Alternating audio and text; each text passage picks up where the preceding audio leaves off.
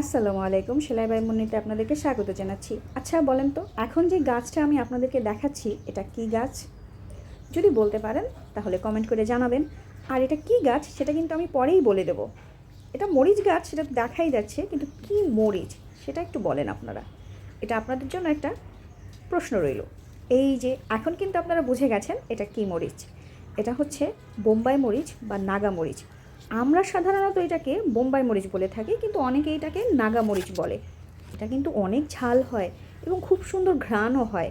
এটা আমার মায়ের ছাদ বাগানে একটা গাছে প্রচুর পরিমাণে ফুল এবং বোম্বাই মরিচ দেখে আমি আর লোভ সামলাতে পারিনি আপনাদের সাথে শেয়ার করার জন্য।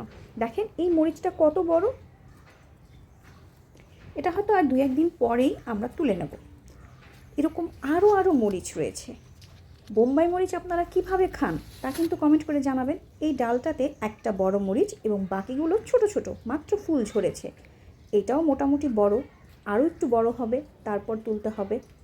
এরকম প্রত্যেকটা ডালেই অসংখ্য মরিচ রয়েছে। মাশাল্লাহ মাশাল্লাহ, আপনারাও এটা কিন্তু মাশাল্লাহ বলবেন। আমার মা অনেক পরিশ্রম করেন এই গাছের পেছনে। তার ছাদ বাগানে আরও অনেক গাছ রয়েছে, কিন্তু কখনো বোম্বাই মরিচ গাছে মরিচ হয়নি। এবারই প্রথম আলহামদুলিল্লাহ আল্লাহ পাক গাছ ভর্তি করে মরিচ দিয়েছেন, যেটা সবার সাথেই আমরা শেয়ার করেছি, আরও শেয়ার করব ইনশাল্লাহ। আপনারা বোম্বাই মরিচ কে কীভাবে খেতে পছন্দ করেন? আমরা পছন্দ করি মূলত খিচুড়ি এবং ডালের সাথে। বোম্বাই মরিচের আচারও অনেকে খায়, কিন্তু আমরা বোম্বাই মরিচের আচারটা অত ভালো খাই না, কিন্তু করি, যাতে পরবর্তীতে বোম্বাই মরিচের সিজন না থাকলে ওইখান থেকে একটু তেল নিয়ে খিচুড়ি অথবা ডালে দেয়া যায়। এছাড়া মাঝে মাঝে আমরা আলু ভর্তায় বোম্বাই মরিচের আচারের 1 ফোঁটা তেল দিলে ওটাতে খুব সুন্দর ঘ্রাণ হয়। আপনারা কে কে পছন্দ করেন নাগা মরিচ বা বোম্বাই মরিচের ঝাল? আমরা কিন্তু মোটামুটি ভালোই পছন্দ করি এবং সারা বছরই বোম্বাই মরিচের একটা প্রিজার্ভ রাখার চেষ্টা করি। ওই যে পছন্দ, এখন তো গাছে হয়েছে এজন্য আরও বেশি এক্সাইটেড। গাছে না থাকলে বাজার থেকে কিনে আমরা এই জিনিসগুলো করি। আপনাদের কার কার পছন্দ? এই ডালটাতে মাশাল্লাহ 3টা মরিচই বড় হয়ে গেছে, দেখেন সবুজ সবুজ। আমার কাছে তো খুবই ভালো লেগেছে।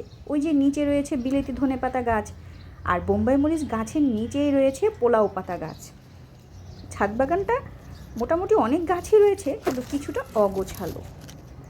যাক আলহামদুলিল্লাহ, আল্লাহ পাক যা দিয়েছে তাতেই খুশি। দেখেন এই মরিচটাও মোটামুটি ভালোই বড়। আপনারা কে কে ছাদ বাগান করেন তা কিন্তু কমেন্ট করে জানাতে ভুলবেন না। আমি নিজে করি না, কিন্তু আমার মা করে, তাতেই আমি অনেক খুশি আলহামদুলিল্লাহ। আপনারা কে কে বোম্বাই মরিচ পছন্দ করেন এবং ছাদ বাগান করেন তা কিন্তু কমেন্ট করে জানাতে ভুলবেন না। পরে আবারও কথা হবে ইনশাল্লাহ অন্য কোনো ভিডিওতে। আল্লাহ হাফেজ।